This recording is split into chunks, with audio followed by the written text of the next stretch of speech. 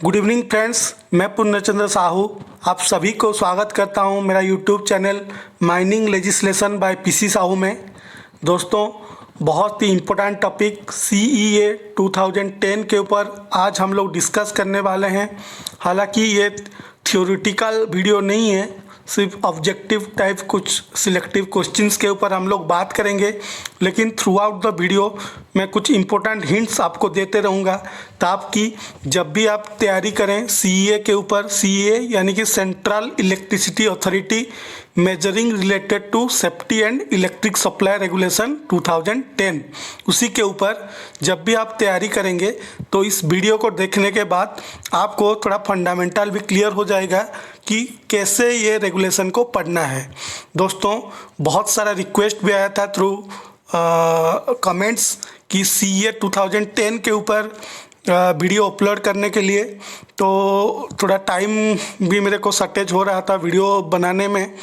आज मैं देखा कि बहुत कल या परसों शायद आ गया है हमारा एडमिट कार्ड एग्जामिनेशन के लिए। बहुत फर्स्ट क्लास सेकंड क्लास सभी लोग डाउनलोड कर चुके हैं, तो एग्ज़ाम बहुत दिन क्योंकि बाकी नहीं है, तो मैंने सोचा कि अगर इसके थियोरिटिकल बेसिस में इसका वीडियो मैं अपलोड करूं अच्छा तो रहेगा, लेकिन टाइम को देखते हुए मैं टाइम नहीं निकाल पा रहा हूं थियोरिटिकल वीडियो बनाने के लिए।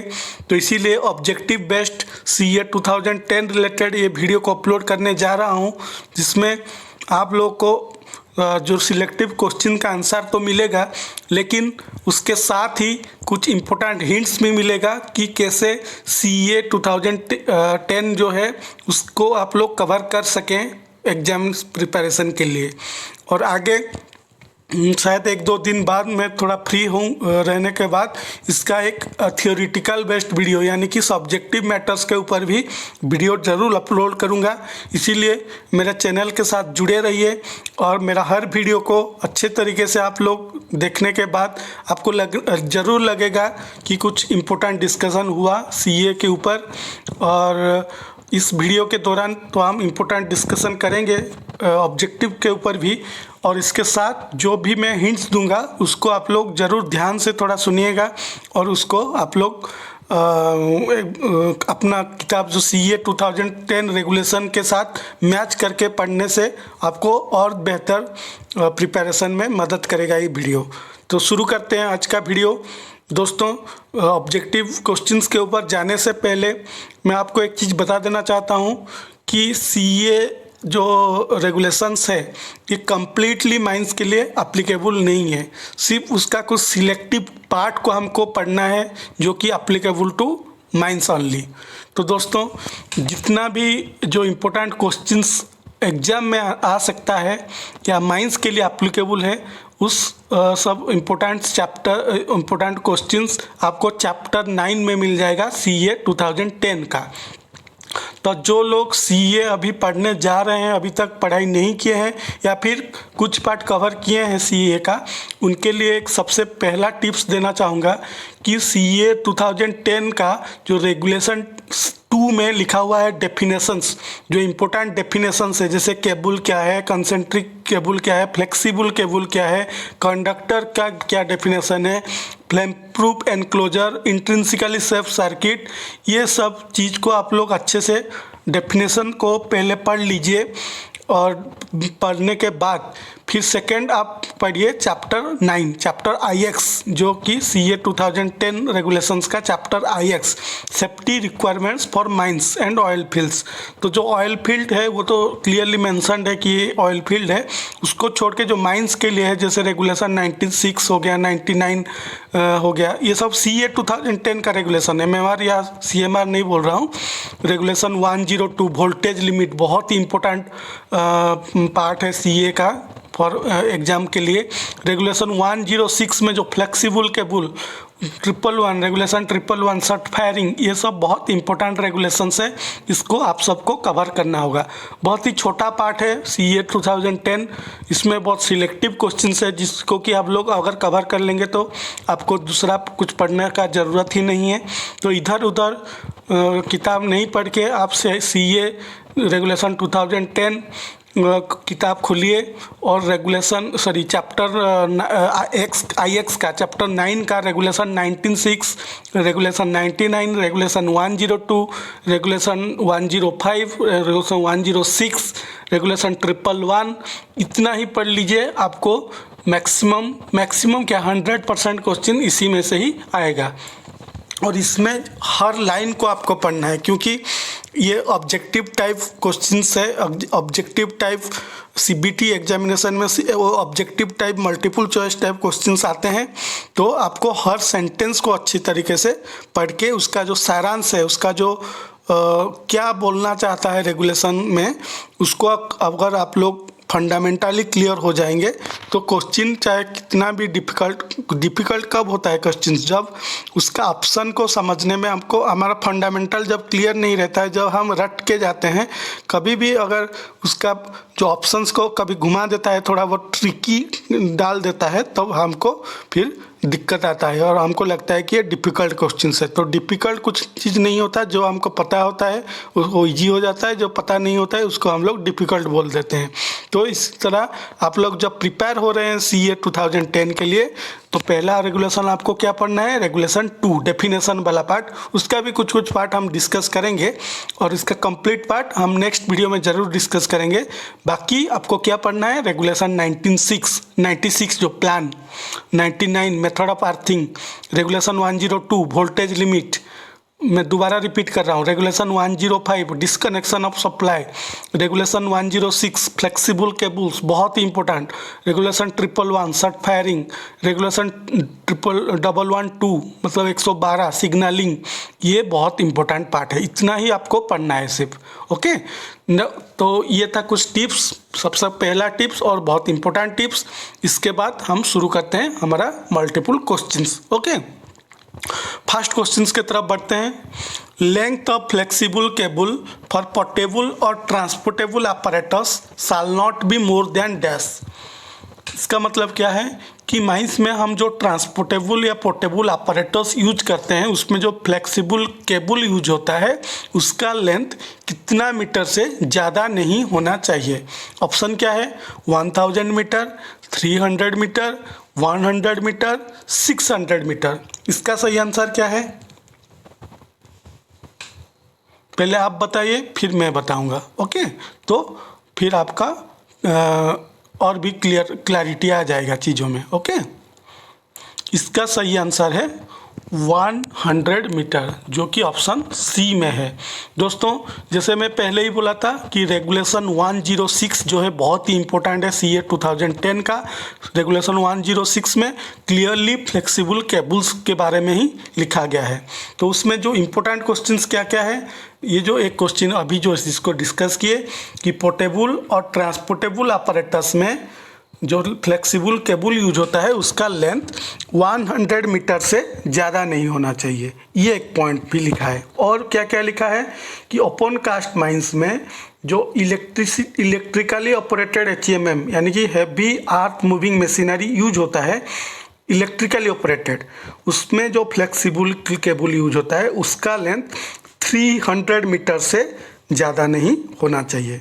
तो पोर्टेबल और ट्रांसपोर्टेबल apparatus के लिए 100 मीटर से ज़्यादा नहीं होना चाहिए, और जो इलेक्ट्रिकली ऑपरेटेड HMM है उसमें जो फ्लेक्सिबल केबल होता है उसका लेंथ 300 मीटर से ज़्यादा नहीं होना चाहिए। और एक भी इम्पोर्टेंट क्वेश्चन उसमें मेंशन्ड है कि बकेट व्हील एक्सकावेटर अगर यूज कर रहे हैं माइंस में at 11 kV वोल्टेज का बकेट व्हील एक्सकावेटर अगर हम लोग माइंस में यूज कर रहे हैं, उसमें जो फ्लेक्सिबल केबल यूज होता है उसका लेंथ 1000 मीटर से ज़्यादा नहीं होना चाहिए। तो ये इम्पोर्टेंट जो 3 क्वेश्चन है यहाँ ये कहाँ मिलेगा आपको, रेगुलेशन 106 में।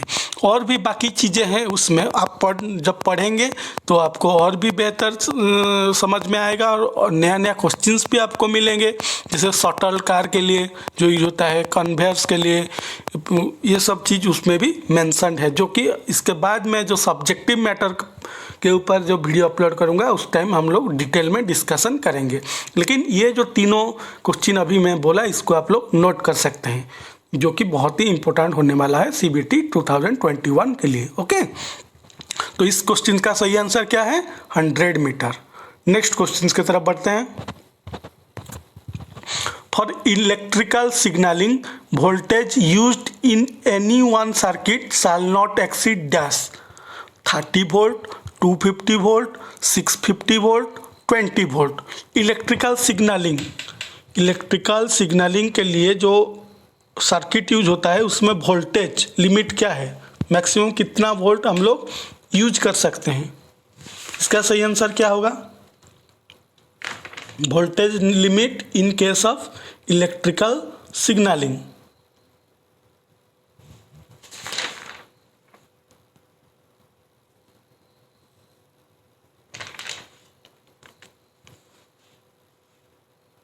इसका सही आंसर है 30 वोल्ट, जो कि ऑप्शन ए में है। ओके, इलेक्ट्रिकल सिग्नलिंग के लिए हम लोग जो सर्किट यूज करते हैं उसमें 30 वोल्ट से ज़्यादा वोल्टेज नहीं होना चाहिए इलेक्ट्रिकल सिग्नलिंग पर्पज के लिए। ये बहुत ही इंपॉर्टेंट क्वेश्चन है, रिपीटेडली आते हैं एग्जाम में, इसको आप लोग जरूर याद करके जाइए। ओके, नेक्स्ट क्वेश्चन देखिए दोस्तों, CA 2010 में समझने वाला चीज़ बहुत कम है। जैसे समझने वाला चीज़ क्या है? जो डेफिनेशन से, बाकी जो चीज़ें, क्योंकि ये इलेक्ट्रिकल चीज़ें हैं तो हमको सिर्फ वोल्टेज लिमिट हो गया, फ्लेक्सिबल केबल का लेंथ हो गया, किस केस में क्या होगा, तो ज़्यादातर चीज़ें जो याद रखने वाला चीज़ है, अंडरस्टैंडिंग चीज़ बहुत कम है, याद रखने के लिए चीज़ बहुत ज़्यादा है। लेकिन याद हम कैसे रखेंगे? जब चीज़ों को समझ पाएंगे तब जाके हम इसको याद रख सकते हैं। ओके, तो इस केस में इसका सही आंसर क्या हुआ? इलेक्ट्रिकल सिग्नलिंग केस में 30 वोल्ट जो वोल्टेज लिमिट सर्किट में जो यूज होगा maximum 30 volt. Okay, next question. In fixed plants where voltage type plug is used in circuit for remote control or electric interlocking of apparatus, voltage shall not exceed। उसमें voltage कितना exceed नहीं करेगा? 30 volt, 250 volt, 650 volt, 20 volt.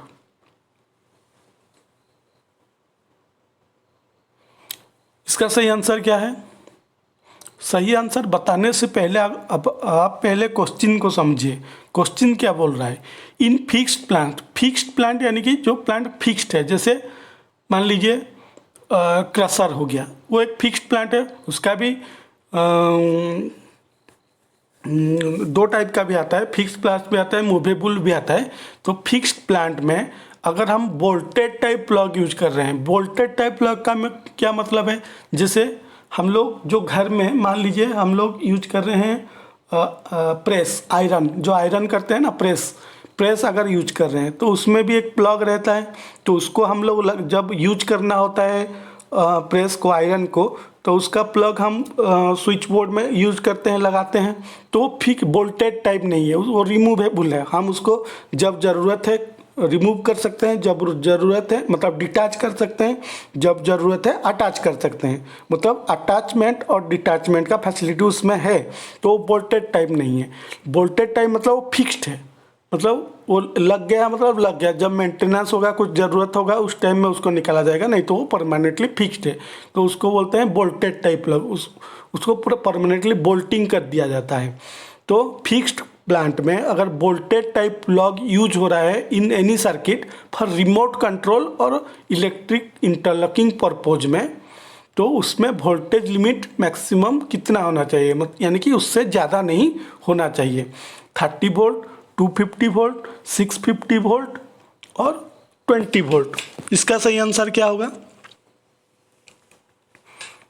इसका सही answer होगा 650 volt, यानी कि 650 volt तक हम लोग यूज कर सकते हैं अगर वोल्टेज टाइप प्लग यूज हो रहा है। तो इसका 2 क्वेश्चन आ सकता है दोस्तों। 2 क्वेश्चन यानी कि चीज़ सेम है तो अलग अलग केस में वोल्टेज लिमिट अलग अलग है। तो पहला ये जो क्वेश्चन है, इसका जो अलग पार्ट है मैं सेकंड नेक्स्ट वाला क्वेश्चन में बताया हूँ। तो इस क्वेश्चन में क्या बोल रहा है? प्लांट फिक्स्ड होगा उसमें जो प्लग यूज होगा वो वोल्टेज टाइप होना चाहिए, और रिमोट कंट्रोल या इलेक्ट्रिकल इंटरलॉकिंग पर्पज में अगर हम लोग इस सर्किट को यूज कर रहे हैं तो उस सर्किट में जो वोल्टेज लिमिट होगा 650 वोल्ट, यानी कि 650 वोल्ट अप टू 650 वोल्ट हम लोग यूज कर सकते हैं। लेकिन इसका और एक पार्ट है जो नेक्स्ट पार्ट में हम लोग डिस्कस करेंगे कि where circuit for remote control और electric interlocking of apparatus voltage shall not exceed dash. इसमें देखिए इस क्वेश्चन में फिक्स्ड प्लांट वाला बात नहीं बोला है, वोल्टेज टाइप प्लग भी बात नहीं बोला है, सिर्फ बोल रहा है कि रिमोट कंट्रोल और इलेक्ट्रिक इंटरलॉकिंग ऑफ apparatus के लिए जो सर्किट यूज होगा उसमें वोल्टेज लिमिट क्या होगा। तो इसके लिए इसका सही आंसर होगा 30 वोल्ट। ओके, अगर फिक्स्ड टाइप बोल्ट यूज नहीं कर रहे हैं, फिक्स्ड प्लांट में नहीं कर रहे हैं,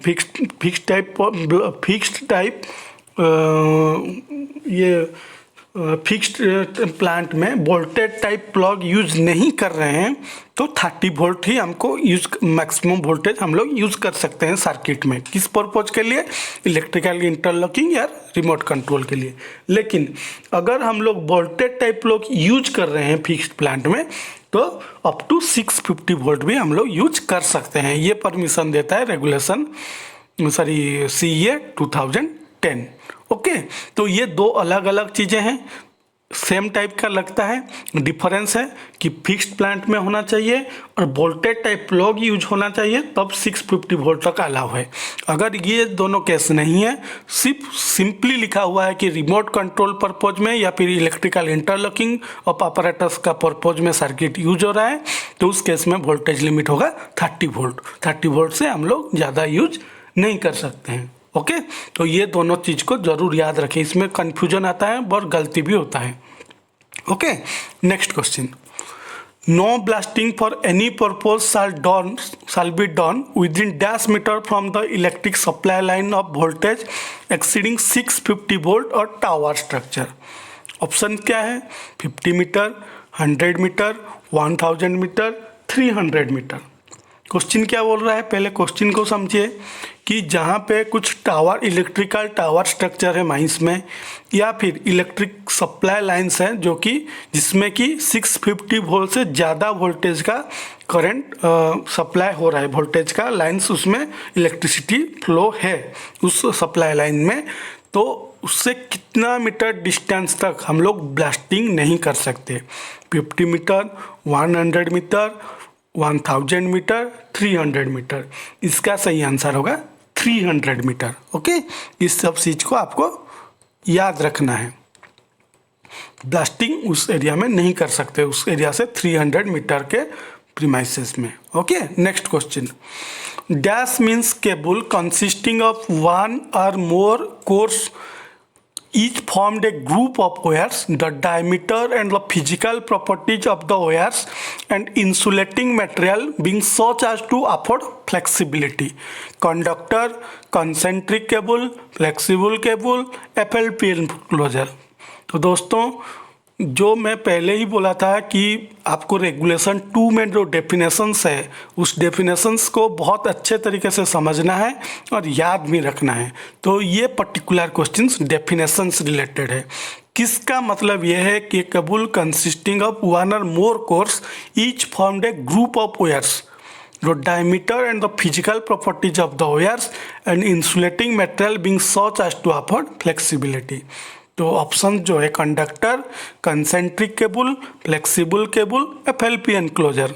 FLP एनक्लोजर मतलब फ्लेम प्रूफ एनक्लोजर। ओके, तो इसका सही आंसर क्या है? इसका सही आंसर है फ्लेक्सिबल केबल।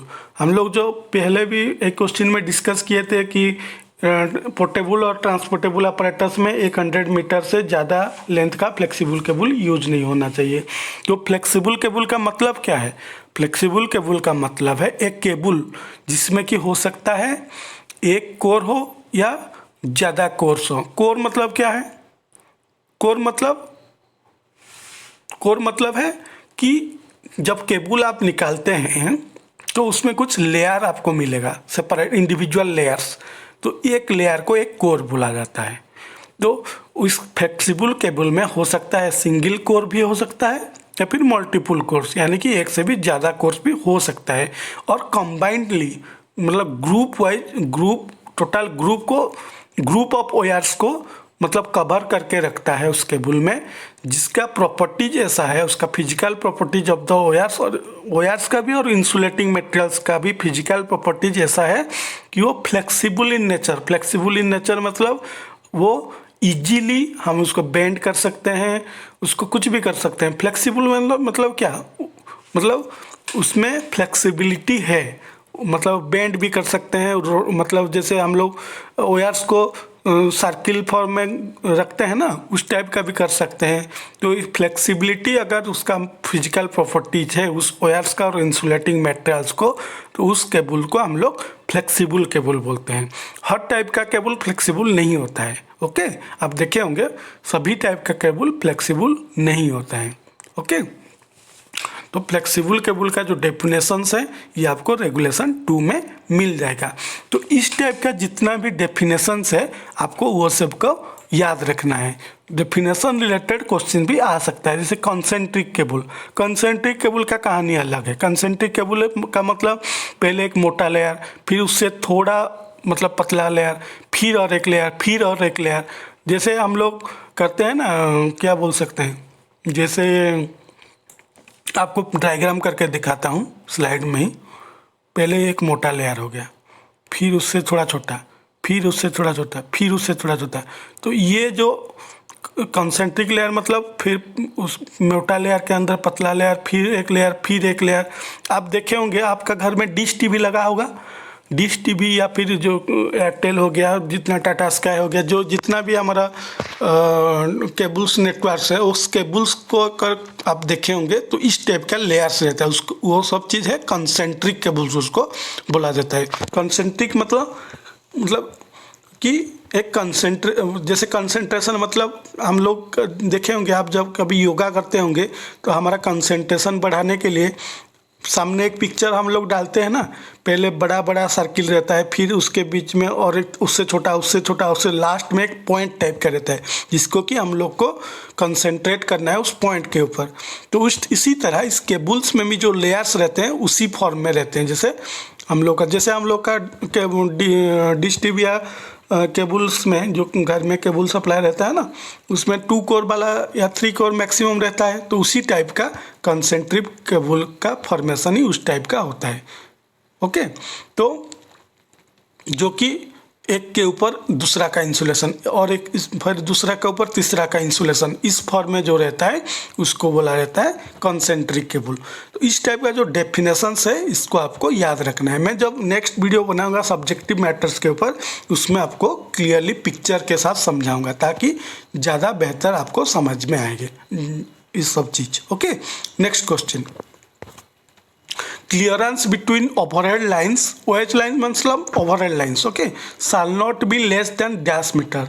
हम लोग ओवरहेड लाइन्स देखते हैं तो ओवरहेड लाइन्स में जो न्यूट्रल फेज अलग अलग लाइन्स रहता है ना, उसके बीच में जो क्लियरेंस रहता है वो अलग अलग केस में अलग अलग रहता है, लेकिन मिनिमम डिस्टेंस कितना रहना चाहिए, यानी कि उससे कम नहीं रहता है, जो नहीं रहना चाहिए ओवरहेड लाइन्स का जो क्लियरेंस कितना, 2.4 मीटर, 2.6 मीटर, 2 मीटर, 2.5 मीटर। तो इसका सही आंसर क्या है? इसका सही आंसर है 2.4 मीटर। ओके, इसको आपको याद रखना है। ओवरहेड लाइन्स के बीच में जो क्लियरेंस है मिनिमम 2.4 मीटर रखना ही रखना है। ओके, नेक्स्ट, ये सब आपको याद रखना है, इसलिए मैं आपको सिलेक्टिव क्वेश्चन दिया हूँ इस वीडियो में।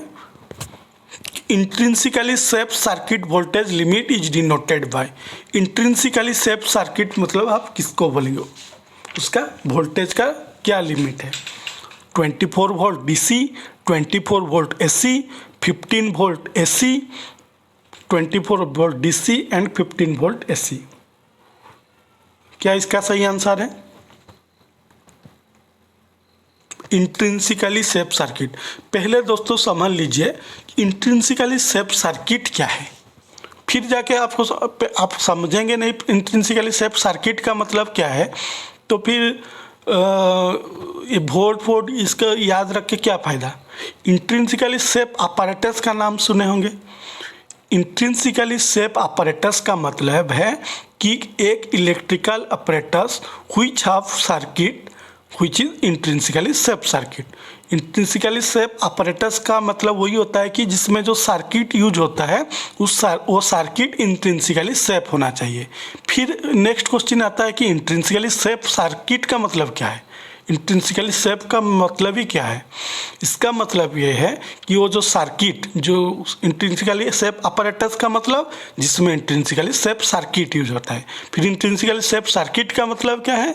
इंट्रिंसिकली सेफ सर्किट मतलब वो circuit when expose to any spark, जब वो किसी भी स्पार्क को एक्सपोज होता है या फिर इग्निशन को एक्सपोज होता है या फिर एनी थर्मल इफेक्ट को वो एक्सपोज होता है व्हाइल ऑपरेटिंग। जब भी ऑपरेशन के दौरान कभी भी किसी स्पार्क को, इग्निशन को या फिर थर्मल इफेक्ट का मतलब समझ रहे हैं, गर्मी, बहुत ही हॉट मेटल का कांटेक्ट में आया या फिर यानी स्पार्क को एक्सपोज किया। मान लीजिए वेल्डिंग चल रहा है, स्पार्किंग हो रहा है तो उसका कांटेक्ट में आया तो it is not capable of causing ignition of A given explosive gas atmosphere. यानी कि अगर उस एरिया में किसी भी एक्सप्लोसिव गैस एटमॉस्फेयर है उस एरिया में अगर स्पार्किंग भी हुआ तो वो जो सर्किट है वो इनकैपेबल है फॉर कॉजिंग इग्निशन कर ही नहीं पाएगा, वो उसके लिए इनकैपेबल है। यानी कि उसका पास कैपेसिटी ही नहीं है इग्निशन करने के लिए उस एक्सप्लोसिव गैस एटमॉस्फेयर को। तो उस सर्किट को बोला जाता है इंट्रिंसिकली सेफ सर्किट। नहीं समझ में आया। और एक बात बोलता हूँ, सबसे पहले तो जान लीजिए इंट्रिंसिकली सेफ apparatus हम किसको बोलते हैं। जिस apparatus में जो सर्किट यूज होता है उसके अंदर, किसी भी apparatus के अंदर आपको दिखेगा उसको खोलेंगे तो अंदर सर्किट रहता है। तो जिस apparatus के अंदर जो सर्किट यूज होता है जब वो इंट्रिंसिकली सेफ सर्किट होता है तब जाके उस apparatus को हम लोग इंट्रिंसिकली सेफ apparatus बोलते हैं। तो नेक्स्ट क्वेश्चन आता है कि इंट्रिंसिकली सेफ सर्किट क्या है। इंट्रिंसिकली सेफ सर्किट मतलब when expose to any spark, जब कभी भी किसी स्पार्क को एक्सपोज होता है यानी कि स्पार्क का कांटेक्ट में आता है या फिर इग्निशन का कांटेक्ट में आता है या फिर थर्मल इफेक्ट का कांटेक्ट में आता है तो it is incapable of causing ignition of A given explosive gas atmosphere. उस एक्सप्लोसिव गैस एटमॉस्फेयर को इग्नाइट कर देगा तो वो एक्सप्लोजन हो जाएगा। तो एक्सप्लोजन होने के लिए एक इग्निशन चाहिए ना, तो वो इनकैपेबल है उस इग्निशन के लिए। इग्निशन मतलब उसको जैसे आग लगाना, समझ रहे हैं ना। जैसे एक्सप्लोसिव का डेफिनेशन तो आप सब लोग जानते हैं। तो उसी तरह एक्सप्लोजन के लिए जो चिंगारी चाहिए, जो इग्निशन चाहिए, वो कहाँ से मिलता है। स्पार्क से मिलता है, इग्निशन से मिलता है, थर्मल इफेक्ट से भी मिलता है। तो कभी भी जब भी वो सर्किट स्पार्क, इग्निशन या थर्मल इफेक्ट का कांटेक्ट में आएगा तब भी वो इनकैपेबल है कॉजिंग इग्निशन के लिए, वो इनकैपेबल है। ओके, तो जब वो इनकैपेबल होता है तब जाके उस सर्किट को इंट्रिंसिकली सेफ सर्किट बोला जाता है। तो इस पर्टिकुलर क्वेश्चन में क्या पूछ रहा है कि इंट्रिंसिकली सेफ सर्किट तो समझ में आ गया कि वो इनकैपेबल है कॉजिंग इग्निशन के लिए, वो इनकैपेबल है, लेकिन उसका वोल्टेज लिमिट क्या है वही पूछ रहा है इस क्वेश्चन, जिसका कि सही आंसर है ऑप्शन डी। अगर हम डीसी यानी कि डायरेक्ट करंट के हिसाब से बोलेंगे तो 24 वोल्ट डीसी और अल्टरनेटिव करंट एससी के हिसाब से बोलेंगे तो 15 वोल्ट एससी। ओके, इसको आपको याद रखना है। Intrinsically safe circuit voltage limit क्या है, 24 volt DC and 15 volt SC. Okay, next question. For bucket wheel excavator at 11 kV length of flexible cable, ये तो पहले हम लोग डिस्कस कर चुके हैं कि किस केस में फ्लेक्सिबल केबल का लेंथ कितना होना चाहिए। जो जैसे मैं बोला कि पोर्टेबल और ट्रांसपोर्टेबल अपैरेटस के लिए 100 मीटर से ज़्यादा नहीं होना चाहिए। इलेक्ट्रिकल ऑपरेटेड HEMM केस में 300 मीटर से ज़्यादा नहीं होना चाहिए। बकेट व्हील एक्सकावेटर जो कि 11 kV में अगर चल रहा है तो उसका जो length of flexible cable 1000 metre से ज़्यादा नहीं होना चाहिए। तो option C is the right answer. Okay, तो ये सब चीज़ को आपको याद रखना है। Next question, voltage limit for handheld portable operators.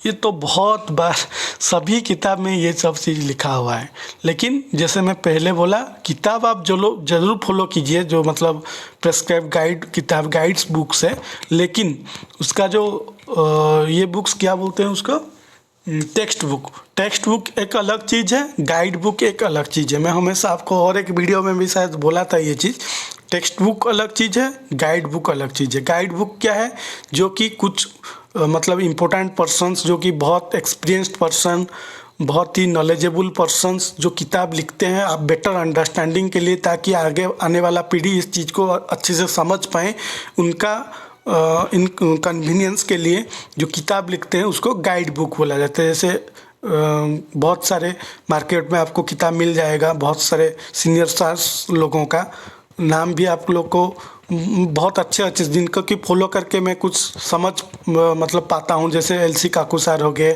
Ambuja दास का किताब वही मार्केट में बहुत अच्छा चल रहा है। उसी तरह समीर दास सर का, एसके प्रधान सर का, जीके प्रधान सर का, ये सब जो किताब है ये सब गाइड बुक्स है। तो उसी तरह जो CA 2010 का गाइड बुक्स में भी बहुत सिलेक्टिव क्वेश्चन आते हैं। तो ये हैंडहेल्ड ऑपरेटर्स का जो वोल्टेज लिमिट बहुत सारे किताब में लिखा हुआ है, मैं इसलिए याद आ गया। इसका क्या वोल्टेज लिमिट क्या है, 30 वोल्ट, 24 वोल्ट, 125 वोल्ट, 250 वोल्ट। क्या है इसका सही आंसर, ये तो आप लोग जानते हैं, बहुत सारे लोग रट चुके हैं इसको, 125 वोल्ट। लेकिन आप अगर टेक्स्ट बुक में देखेंगे, टेक्स्ट बुक यानी कि CA 2010 जो रेगुलेशंस है उसमें देखेंगे, तो ये रेगुलेशन नंबर 102 में आपको मिल जाएगा। उस आपको मैं जैसे पहले भी एक चीज़ बोला था कि जहाँ भी आप जो क्वेश्चन मिलता है आपको गाइड बुक में, नया क्वेश्चन आपको मिला तो तुरंत आप उसको टेक्स्ट बुक में ढूंढने को कोशिश कीजिए। तो क्या होगा, उस चीज़ तो मिलेगा ही मिलेगा, उसके आसपास और क्या चीज़ है लिखा हुआ है जिसमें क्वेश्चन निकल सकता है, उस टाइप का क्वेश्चन भी आपको मिल जाएगा और आपको प्रिपरेशन में भी बहुत मददगार होगा। और ये टेक्निक मैं हमेशा यूज करता हूँ, गाइड बुक फॉलो करता हूँ। उसमें जो क्वेश्चन नया आया, जो कि मैं पहले कभी पढ़ा नहीं हूँ, नया क्वेश्चन देख लिया, उसका आंसर भी मालूम कर लिया उस किताब से, लेकिन वहीं पे अटकना नहीं है हमको, फिर टेक्स्ट बुक देखना है कि टेक्स्ट बुक में ये चीज़ कहाँ लिखा गया है। क्योंकि बहुत बार क्या होता है, विद ड्यू रिस्पेक्ट, ये गाइड बुक में भी बहुत सारा गलती मिलता है। मतलब गलती उन राइटर्स का नहीं है, गलती है जो टाइप राइटर रहता है ना, जो लोग जो प्रिंटर्स में, वो लोग तो लिख के दे दिया अपना कि ये टाइप करके किताब छाप दो। तो जो टाइप करते हैं, टाइप के टाइम ऑप्शन ए लिखे होंगे सही आंसर, वो टाइप करते हैं बी कर देगा। तो आप जब गाइड बुक फॉलो करेंगे तो बी को आप सही मान लेंगे, उसको रट्टा मार के जाएंगे, एग्जाम में गलत हो जाएगा। तो आपको ज़रूर देखना है, ठीक है। मैं ये नहीं बोल रहा हूँ कि गाइड बुक मत फॉलो कीजिए, गाइड बुक फॉलो कीजिए, लेकिन क्वेश्चन का आंसर भी देख लीजिए, गाइड बुक में याद भी कर लीजिए, लेकिन ज़रूर टेक्स्ट बुक में एक बार उसको आँख घुमा के देख लीजिए, क्योंकि वो तो मिलेगा, उसके आसपास और क्या चीज़ उससे निकल सकता है वो चीज़ भी मिल जाएगा। ओके, तो हैंड हेल्ड पोर्टेबल ऑपरेटर्स के लिए वोल्टेज लिमिट है 125 वोल्ट। तो गाइड बुक में, एक टेक्स्ट बुक में कहाँ मिलेगा, रेगुलेशन 102 में। उसमें और क्या क्या चीज़ है, voltage limit for electric transmission, मतलब माइंस में मैक्सिमम कितना इलेक्ट्रिसिटी ट्रांसमिट हो सकता है। इसका सही आंसर क्या है, 11 kV।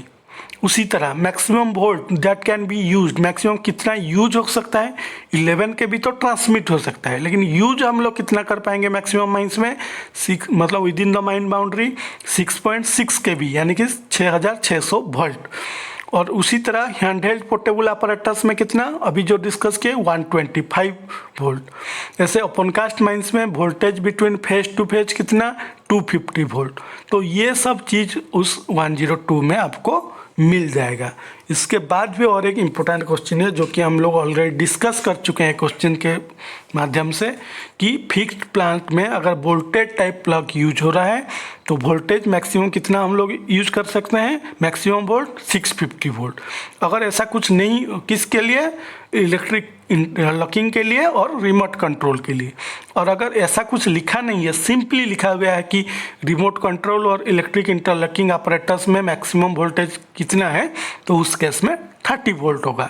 ये हम लोग शायद 1 या 2 नंबर क्वेश्चन में इसको डिस्कस कर चुके हैं। तो ये सब फ़ायदा मिलेगा जब आप टेक्स्ट बुक को फॉलो करेंगे। ओके, तो ये था कुछ आपको सजेशंस। तो आज का वीडियो कैसे लगा आप ज़रूर कमेंट करके मेरे को बताइए, और अगर आप लोग बोलेंगे तो इसका एक सब्जेक्टिव मैटर्स के ऊपर मैं वीडियो ज़रूर अपलोड करूँगा बहुत रिसेंटली। आज कितना हो गया, 8 तारीख हो गया। आप लोगों को एग्ज़ाम के लिए बहुत ज़्यादा दिन तो बचा नहीं है। आप लोग ज़रूर रिक्वेस्ट करूँगा, हालांकि आप लोग सभी वीडियो देख चुके होंगे, लेकिन एग्ज़ाम से पहले बहुत करीब नहीं, मान लीजिए 20 तारीख या 19 तारीख एग्ज़ाम है तो 18 तारीख को वीडियो मत देखिए। आप अभी से ही सभी वीडियो को और एक बार रिपीटेडली देख लीजिए। तो क्या होगा, वो सब चीज़ आपको रिमाइंड भी होगा।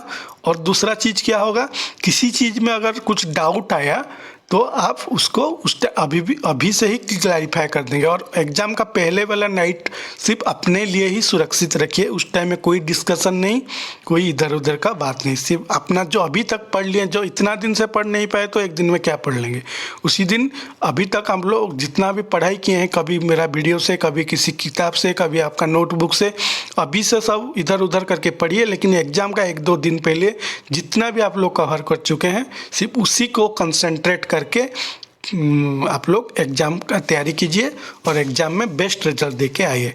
तो wishing you all my best wishes. हो सके मैं ज़रूर भगवान से प्रार्थना करूंगा कि आपका फर्स्ट अटेम्प्ट ही आपका ये लास्ट अटेम्प्ट हो, क्योंकि ये फर्स्ट अटेम्प्ट से ही आपका एग्ज़ाम क्लियर हो जाए। तो इसी के साथ, इसी बेस्ट विशेस के साथ थैंक्स फॉर